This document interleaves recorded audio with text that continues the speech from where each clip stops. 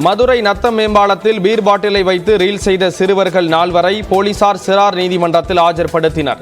அண்மையில் நத்தம் மேம்பாலத்தில் சிறார் கையில் பீர் பாட்டிலுடன் போக்குவரத்திற்கு இடையூறு ஏற்படுத்தும் வகையில் ரீல் செய்து இணையத்தில் பதிவிட்டனர்.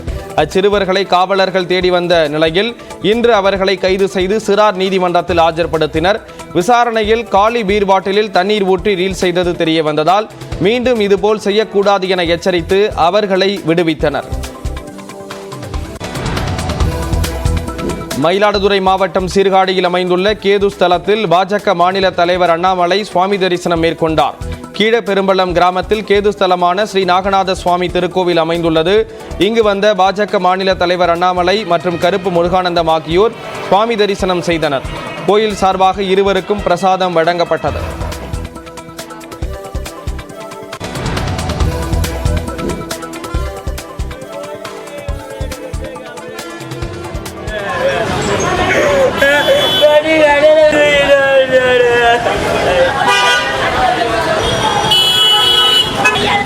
ஈரோட்டில் ஆசையாக வாங்கிய இருசக்கர வாகனத்தின் தவணையை கட்ட முடியாததால் பைக்கை வங்கி ஊழியர்கள் எடுத்துச் சென்றதால் இளைஞர் கதறி எழுத நிகழ்வு காண்போரை கண்கலங்க செய்தது.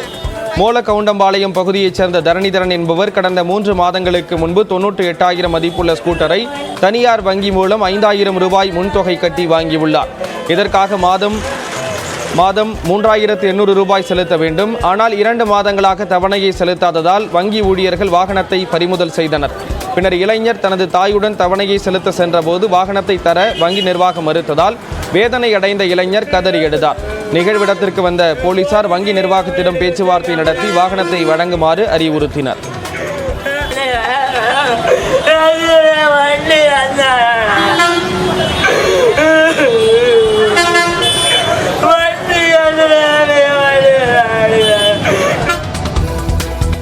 சென்னை மாதவரத்தில் சட்டவிரோதமாக தாய்ப்பாலை பாட்டிலில் அடைத்து விற்பனை செய்தது கண்டுபிடிக்கப்பட்டது. தபால் பெட்டி பகுதியில் முத்தையா என்பவருக்கு சொந்தமான மருந்தகம் இயங்கி வருகிறது. இங்கு சட்டவிரோதமாக தாய்ப்பாலை பாட்டிலில் விற்பதாக கிடைத்த தகவலை அடுத்து அங்கு உணவு பாதுகாப்புத்துறை அதிகாரிகள் சோதனை மேற்கொண்டனர்.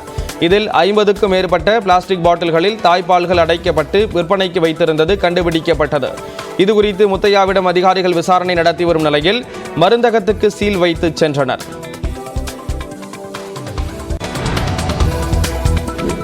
தென்காசி மாவட்டம் ஆலங்குளத்தில் கஞ்சா வழக்கில் தம்பிகளை கைது செய்த ஆத்திரத்தில் போலீசாரை தாக்கிய அண்ணன் கைது செய்யப்பட்டார். சிவலார்குளம் பகுதியில் முத்தையா என்பவரின் வீட்டில் 3 கிலோ கஞ்சா பதுக்கியதாக அவரது மகன் மகேஷ், பெர்லின், கஜேந்திரன், நவீன் உள்ளிட்டோர் கைது செய்யப்பட்டனர். இதுகுறித்து தகவல் அறிந்து வந்த முத்தையாவின் மூத்த மகன் கல்யாண சுந்தரம் வீட்டில் 12 லட்சம் ரூபாயை கைப்பற்றிய நிலையில் 2 லட்சத்தை மட்டுமே கணக்கில் காட்டியதாக கூறி போலீசாரிடம் வாக்குவாதம் செய்துள்ளார். மேலும் காவலர்கள் தங்கதுரை, ஜான்சன் ஆகியோரையும் தாக்கியதாக கூறப்படுகிறது.